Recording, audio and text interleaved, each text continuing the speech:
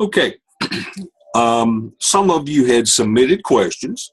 I want you to go back to Blackboard. Keep in mind, Blackboard specifically is for Gardner Webb as far as you working on your degree.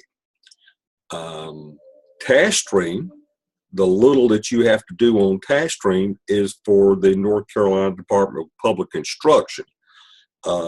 And they're both as equally important. So if you'll go back to Blackboard, I've added some new links under videos. There's a process that it's further explained on the candidate peer review process. The instrument is actually there. It tells you where to load those parts. We talk about the competency folio.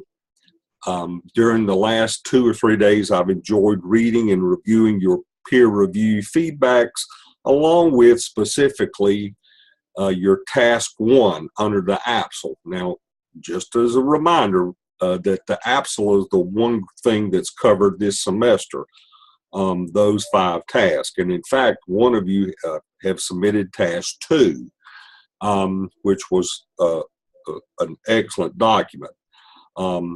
One of you asked a question about the APSL, is it school specific? That answer is absolutely yes. That this whole paper, this entire process, all of these different parts are centered around you, your school, what it's about, what needs, if any, and what you would propose to do to rectify those needs. It would be sort of like you being appointed as a new principal at that school, and what you have to do within a reasonable amount of time is to go in and look at what needs to be worked on and repaired, not school-wide as far as lockers or floors or silly stuff like that, but what actually drives a school's mission, and that's to improve the education by different methods for students and in that process. Another question that popped up was, what happens once you load a document and you hit submit? Be very careful. When you hit that submit button, it locks up TaskStream. Blackboard. Now, if you try to resubmit 2 or 3 times, the system will think that you are trying to break into the process and will lock it up and shut you out for a period of, I think it's either 12 or 24 hours. So once you hit submit, you can't go back and unring the bell.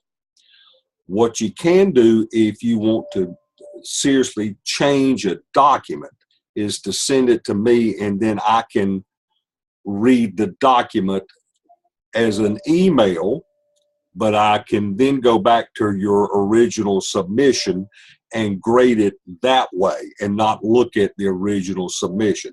So there's a way that we can get around the corner.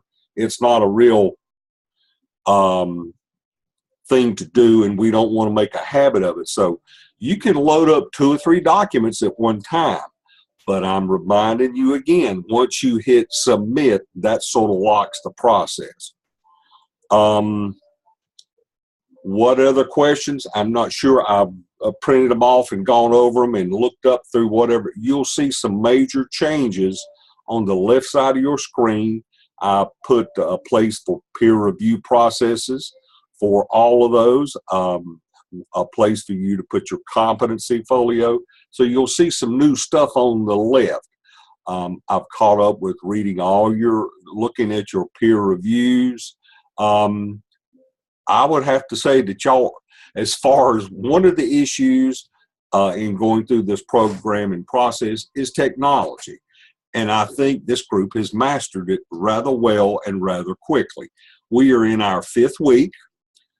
Do keep in mind, I will send you an email or something like that to tell you what 2 the dates that we do not have a class, but that doesn't prevent you from doing a Zoom group or taking care of your other business.